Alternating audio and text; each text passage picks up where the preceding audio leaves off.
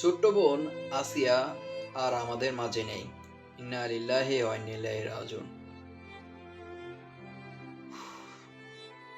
বুকে চাপা কষ্ট সবকিছু নিজের কাছে রেখে নিজে চলে গেলেন আমাদের ছোট্ট বোন আসিয়া আমাদের সকলকে এইভাবে কাঁদিয়ে। নরপশুরা তাদেরকে যদি আপনারা বলেন, আরো আপনাদের মুখে যত ভাষা আছে সবগুলো বলতে পারেন যে আসিয়ার সাথে যে ধরনের ঘটনা ঘটে গিয়েছে। বোনের বাসায় গিয়েছিল বেড়াতে, সেইখানে তার বোনের জামাই দুলাভাই এবং কি বোনের শ্বশুর মিলে তাকে ওই ধরনের কাজ করেন। প্লেট চেনেন ওইটা দিয়ে পর্যন্ত। তারপর তাকে ঢাকা হাসপাতালে, এরপর উন্নত চিকিৎসার জন্য ঢাকা সিএমএস এ ভর্তি করা হয়। উন্নত চিকিৎসা দিয়েও তাকে আর রাখতে পারেনি। শেষ নিঃশ্বাস ত্যাগ করে চলে গিয়েছেন আল্লাহর ডাকে সাড়া দিয়ে।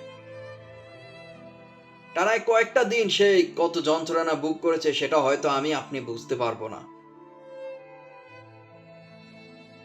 সে মানুষদেরকে আইনের ফাঁক ফুকায় কিন্তু অনেকভাবে বের হয়ে যায়। সারা বাংলাদেশে ইতিমধ্যে এই বিষয় নিয়ে কিন্তু অনেক আন্দোলন মানববন্ধন চলছে, করতেছে সবাই। সে আন্দোলন মানববন্ধনের মধ্যখানে আসি আমাদেরকে ছেড়ে চলে গিয়েছেন। চিকিৎসকরা অনেক চেষ্টা করেছেন, কিন্তু আসিয়াকে বাঁচানো গেল না। এই হৃদয় বেদনক কথাগুলো বলতে গিয়ে আমার নিজের কাছে অনেক খারাপ লাগলো। বয়স মাত্র 8টি বছর। 8 বছর বয়সে তার মাঝে কি পেল, কি সারটা পেল সেই? তারা মানুষ নয়, তারা জানোয়ার, নরপশু। তাদেরকেও আরো বিভিন্ন ভাবে বলতে পারলেও আপনার মানে মনে ক্ষিপ্তটা কষ্টটা দূর হবে না।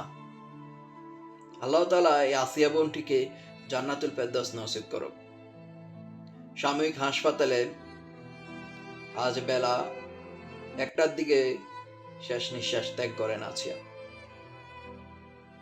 এদিকে বাংলাদেশের প্রধান উপদেষ্টা ডক্টর ইউনূস শোক জানিয়েছেন এবং কি সেনাবাহিনীর থেকেও শোক জানিয়েছেন। দ্রুত এই মামলার নিষ্পত্তি এবং আসামিদের শাস্তির কথা বলেছেন প্রধান উপদেষ্টা ডক্টর ইউনূস সাহেব। আমার কিছু বলার নাই ভাই, আমি করোনাটা শুনে মানে